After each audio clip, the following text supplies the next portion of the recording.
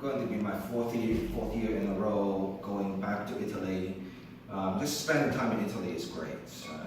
And you'll find out that Italy is, there's a lot of different regions in Italy, and they all have like very different cultures, and it's fascinating to me. Of all the places in the world, I mean, besides living here, living there would be a nice fantasy, if you will.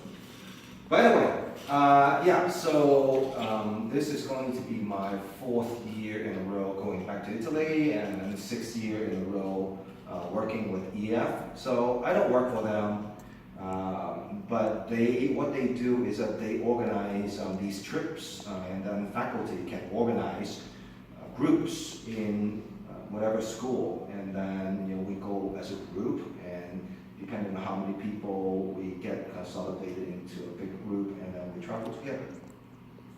It's a way of making it more affordable to travel, and a trip like this is best for people who want to travel, but sometimes a little bit intimidated because like, oh, going to Europe. If you go on your own, you have to do all the planning, booking everything, and you don't know where things are, you don't speak the language, and so many details.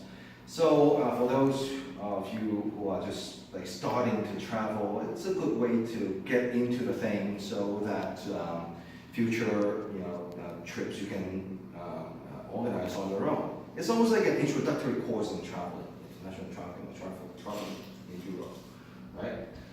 So how it works is that EF, they give us a range of dates that we go, and most of the time, so for our trip, we requested May 21st to May 30th. And 21st, that's the day after graduation. This always, we have graduation on, well, we're all College of Social and Behavioral Science, right? So our commencement is always on Sunday. Sunday morning at 8 o'clock, to be precise. Maybe this year is going to be different. We get a 6 o'clock thing, but no, we're going to be like 8 o'clock. Meaning I usually get up around 5 and drive down here because I don't want to deal with traffic. But anyways, we're leaving pretty much right after graduation, which is kind of cool for people who graduate. You party on for a day, and then you jump on a plane and you go to Italy. Which is like, I didn't get that graduation trip, so. But anyways, what do we mean by requested departure? In case we don't have enough people, then we'll have to either adjust, not the departure date, but maybe we'll push back the tour a couple of days to make sure that we have enough people to get going, right? It's usually within a range of 3 days, but that has not happened, and so it should be okay. We should be able to get the date that we asked for, which is May 21st, okay? And then coming back on the 30th of May. The other thing about EF is that they're huge, they're gigantic. So if you want to extend the trip, let's say you want to stay in Italy for a few more days or go elsewhere, yeah, you have the option of doing that, and in many cases it's free. So last year I extended my trip. I spent a few more days in Italy, and then I went up to Amsterdam and flew back. And the extension, and then switching departure, it was free. And some places you might have to pay like $50 more to change to a different return, but it's pretty worth it. And you're there. And flying in Europe or taking a train, they take trains a lot more than flying. They don't really drive. So that is a very cheap way to extend the time and experience more of Europe. Right. So that. Right. Yeah, they're huge. So if you go to those cities, you'll see tons of students wearing like EF backpack or some kind of EF flag. And last year there was a hotel that was, the good thing about EF is that because they're so big, if there are problems, then they can fix it really quickly. Last year we went to a hotel, but several rooms, they have problems with some kind of water heater and water coming out not too nice. And so EF, they kind of fixed the problem with us really quickly to set us up in another hotel because they're so big. So yeah, and like I said, I've done this with them 5 years in a row. We're moving on to 6 years. So yeah, we always had a good time and good program, and everything works really well. But anyway, so where are we going? Well, we fly to Venice. Usually we'll take a transit somewhere, connecting flight, but we'll arrive in Venice. We spend 2 days in Venice and then go down to Florence. And in Florence we have 3 days. And you have the option of going to Pisa. So Pisa is where the Leaning Tower is. And it's because it's actually really small Italy compared to the US. This is like smaller than California. So from Florence to Pisa, the train ride is like an hour. You are in a different city. And that's an extension, I think, $100 of a day trip, like, if you want to do that. And our tour director will come with you, to lead you through the whole thing. So from Florence, then we take a little detour to a town called Assisi. So for any Catholics, St. Francis, that's where the headquarters of the St. Francis Order. And the town of St. Francis, and we'll go to his cathedral, and we'll actually see his tomb. And it's incredible because like pilgrims and really strong Catholic tradition. And so from Florence, we stop by Assisi. Assisi is around here. And then we go to Rome, and then from Rome, we spend another 3 days in Rome, and then fly back. So it's like, 10 days, you take almost half a day flying, and then half a day flying back. Okay? It's it actually is a lot more exhausting than you think. Right? Even when we're young and we're so energetic, but actually, by the end of the 10 days, you need another vacation to come back because like so much happens, and you're so excited. So, anyways, these are all my all these places. They are my favorite places in the world, and I keep going back because there's always something that I haven't seen, even in the same city, or something I want to see again.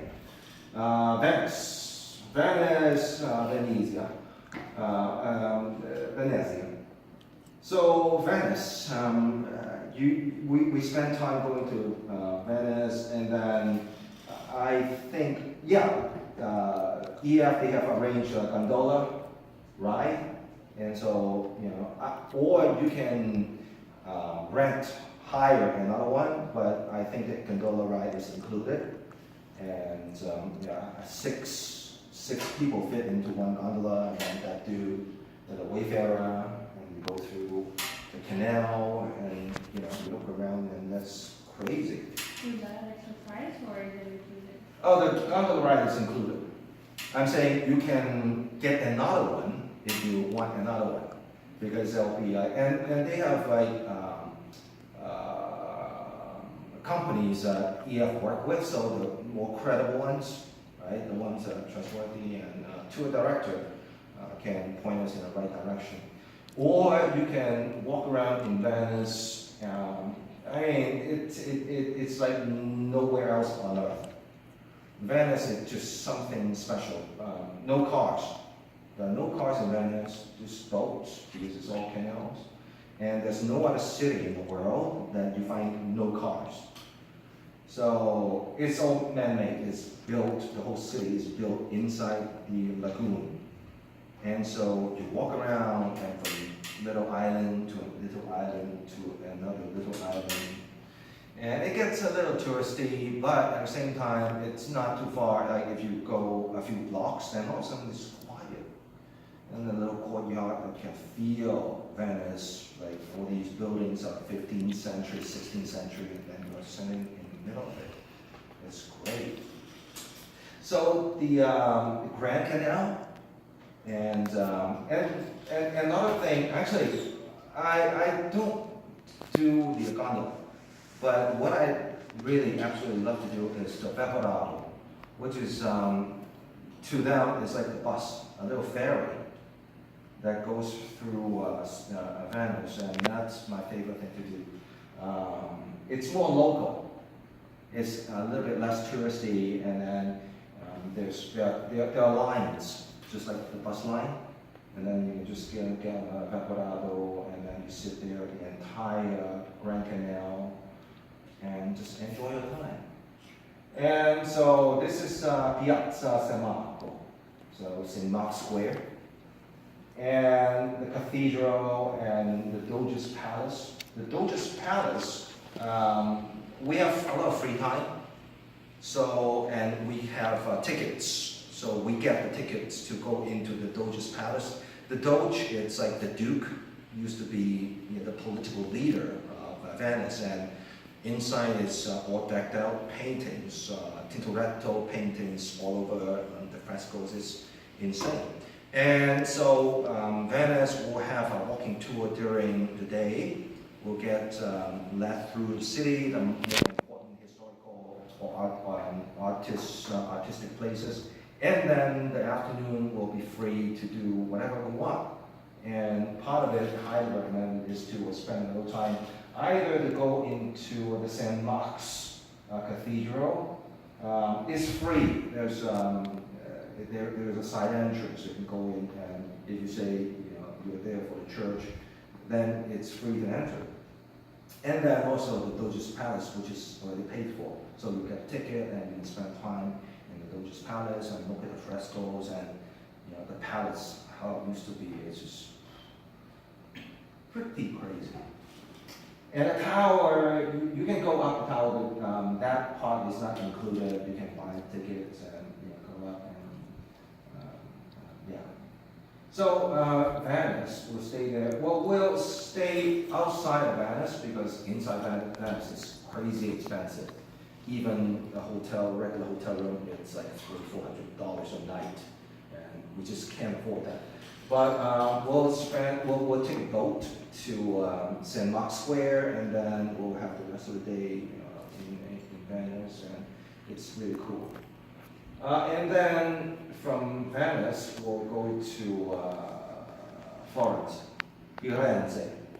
And Venice is one of my favorite places in the world. The Piazza della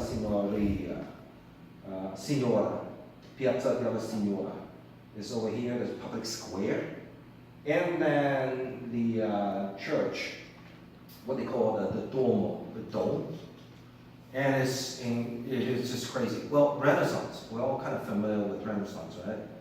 This is where it happened, Florence, or the great art, or the Dante Inferno. You can actually go visit where he used to live, and of course the Piazza. You'll find all these statues in Florence. The Statue of David.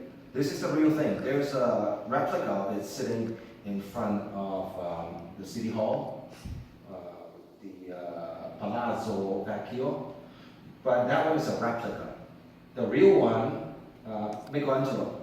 Michelangelo made this, right? And there was a peasant rebellion, and somebody threw a table outside of the City Hall and broke the original one.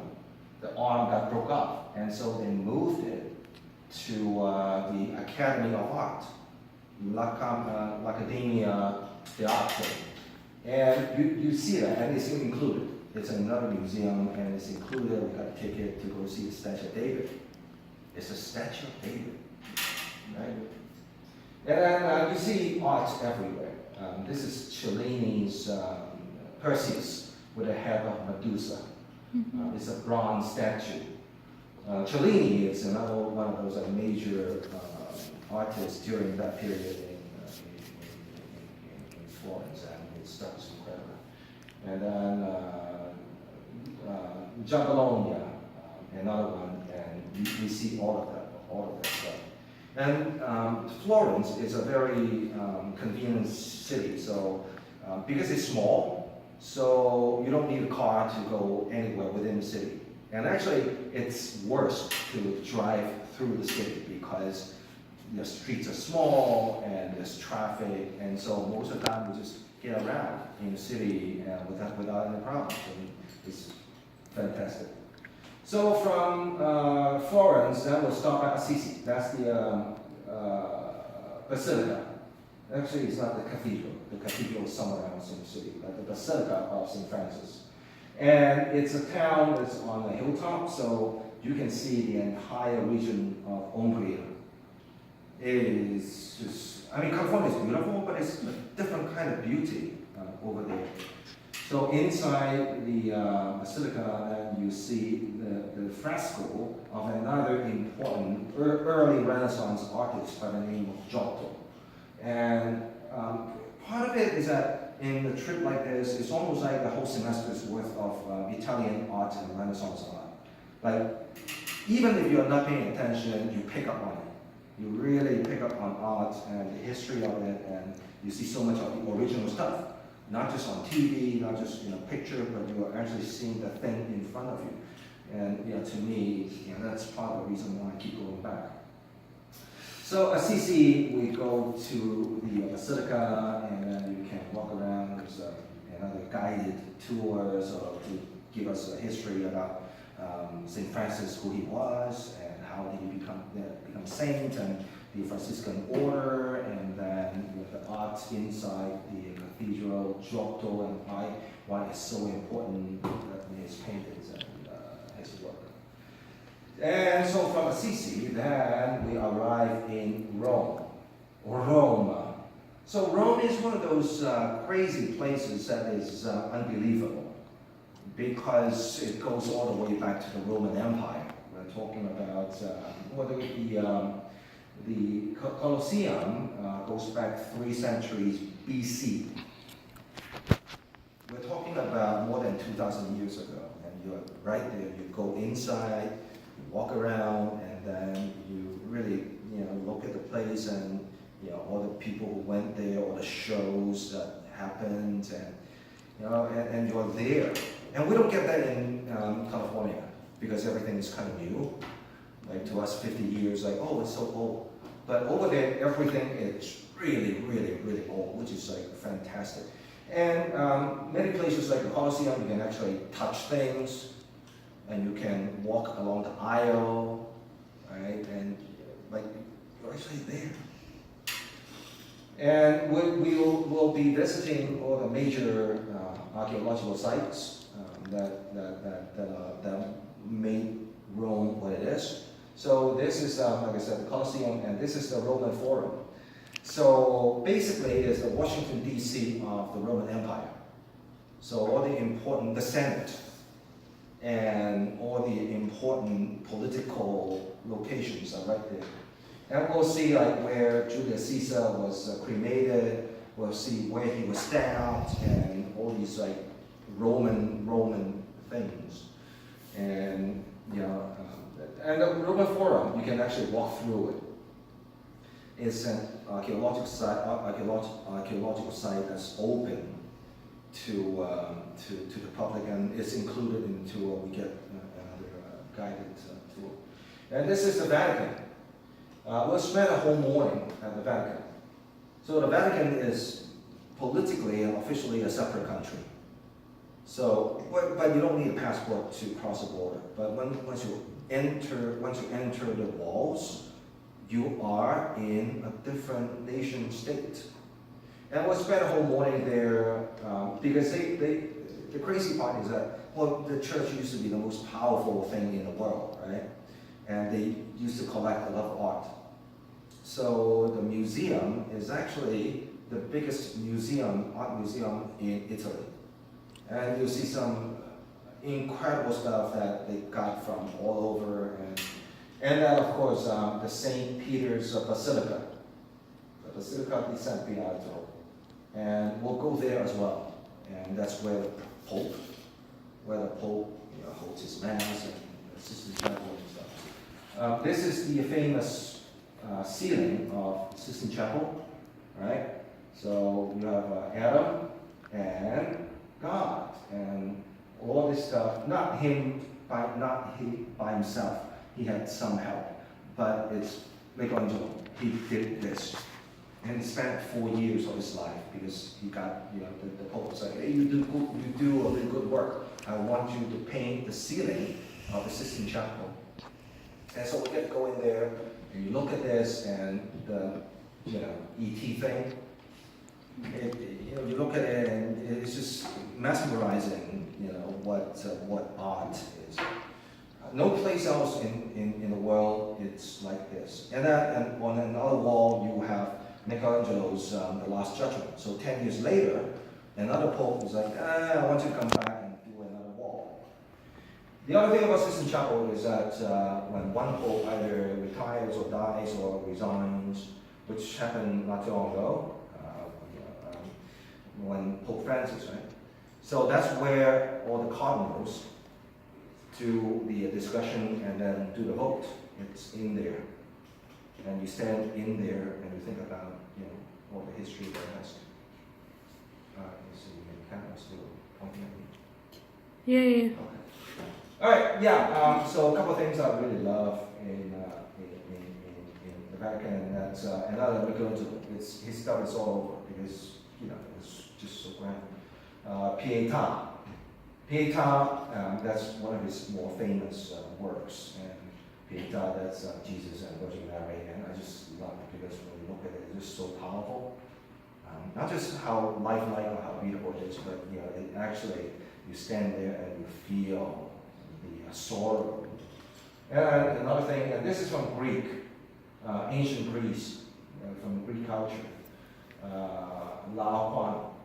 That's another thing inside the Vatican Museum now. And so of course it's not just about art, it's not just about like learning, arts or history, but it's actually really fun. There's a lot of things other people do, and usually what happens is that during the morning we visit important places, we get a guided tour, we learn something, and then the entire afternoon and then the evening, then you're free. Unless we have like a group dinner, then you have the option of not eating the dinner if you want to go elsewhere to eat, that's fine. But otherwise, you're free to do whatever you want, and people will hang out, people will come in. All you need to know is that don't get too drunk or don't get too wasted because we have things going on, and it would be nice to make people wait in the morning. So we usually wake up and then we have breakfast at a hotel, and then we go somewhere to do the day's program, and we learn something. And then, around noon or a little bit early in the afternoon, then you're free. You can do, whatever you want. And because I've been to all these places a few times, I can give you more information. Some museums, because so many people visit, some museums you need to buy tickets in advance and make reservations. And I know information on that, so I can help you with it. And also, I'm more familiar with, or even where to eat. A couple of my favorite restaurants here and there. I can actually give you information about where to go. And people have this impression about Europe. Oh, it's really expensive. Well, actually, no, it's not. If you don't, of course, there are ways to spend money. But if you want to just get a good meal, get a decent meal, we're talking about a couple of courses and a glass of wine and water and stuff, then it's not really that expensive. Like 20 something euro will get you a very, very decent meal. And at the moment, €1 is about 1.2 US dollars, which is really low because it used to be almost like 1 to 1.5. So the euro to US exchange rate is another reason why now is the best time to go to Europe. And the other thing is that you don't have to leave a tip in Europe. They don't, culturally, they don't understand the whole thing about tip. Part of it is that servers, waiters, they are paid enough, so they don't need to rely on tipping. But in the US, we don't pay servers enough, so they need to tip to make a living. But over there, you know, people make enough money, so they don't need the tipping. So that's why you know, it's not really crazy expensive to eat and to eat a good meal. And I'm talking about like fabulous pasta, like fresh pasta, handmade pasta. Over here, most pasta we get is like dry pasta, which is like nice when you can make it nice. But over there is like fresh pasta, and it just. So, what is included? Airfare and hotel rooms. Now, hotels are different. It's not like luxury stuff.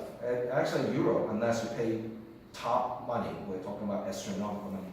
Hotels are kind of basic, but you still get like, you know, bed room and da.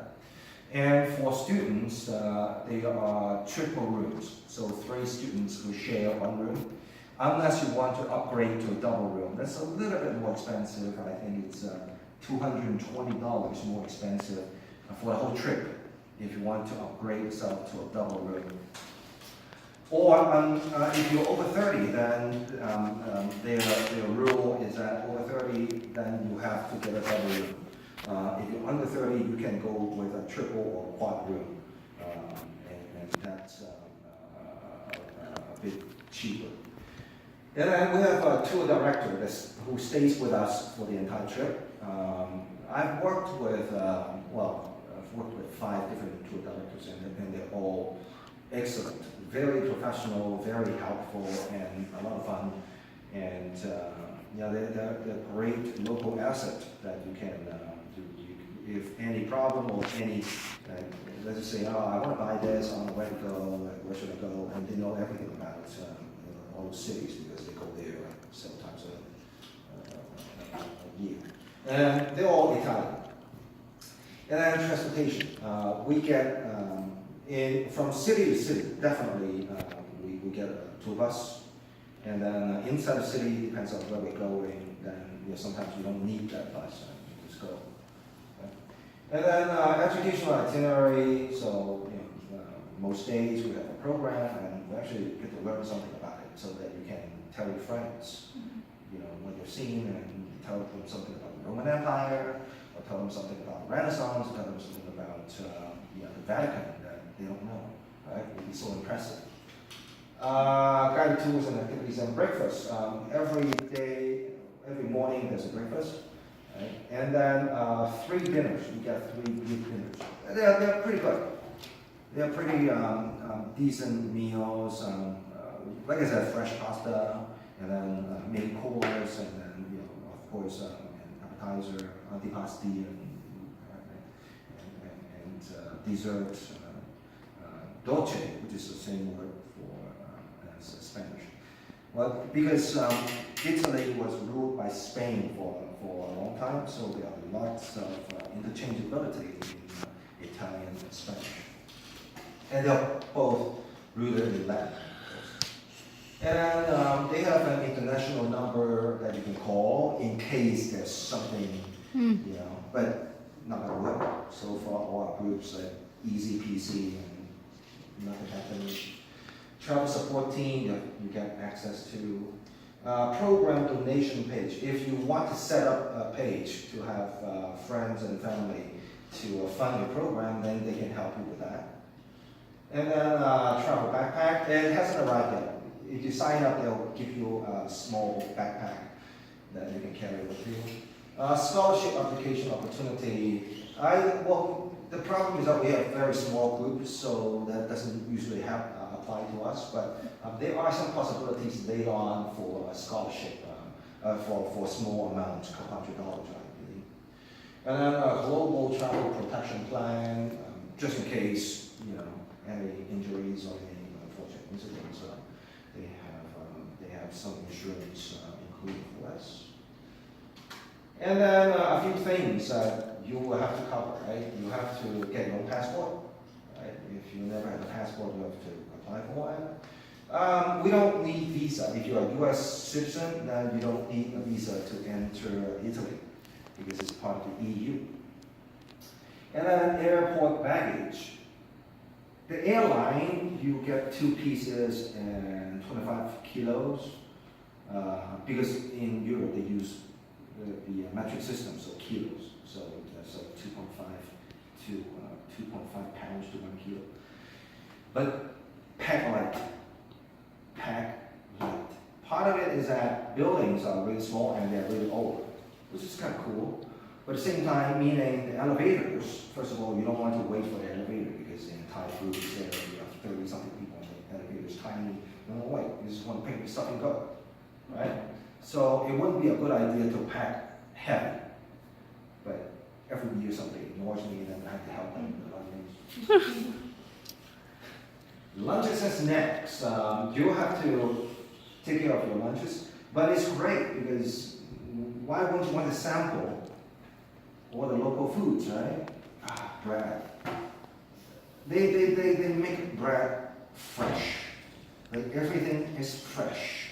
Even the sandwiches, they have, of course, pizzeria. And so you can grab a slice, but the pizza, again, it's the flour that they use. It's so light and the cheese is so much better and the sauce over here is like so sugary, so drabby and just there. But over there is like, you can eat, when you eat too much pizza, you feel like, oh, it's sitting in your stomach. You don't feel that over there because the ingredients are so much better. Even for like a cheap slice of pizza, it's just so much better. Anyways, snacks, of course. Gelato. So they don't call it ice cream, they call it gelato. It's a slightly different how it's made. But, gelato. Get some gelato. And they have different flavors and some cool. Last year I had a gray vanilla. So usually vanilla, they make it like really white or slightly off-white, but this vanilla was gray. It was so good. Spending money, of course, if you want to buy stuff, you want to go to extra stuff, spending money. Tips for your tour director, that's the only thing. Because yes, they don't tip servers, but our tour director, we have to tip them. So standard is about $6 per day. So that's extra, right? And I have to pay the tour director as well. So $6 per day, and we'll get him or her for about 8.5, 9 days. And if you like him, if you really like him, throw in a few dollars. So that's great. That's much appreciated. So that's the biggest expense outside of whatever that's included.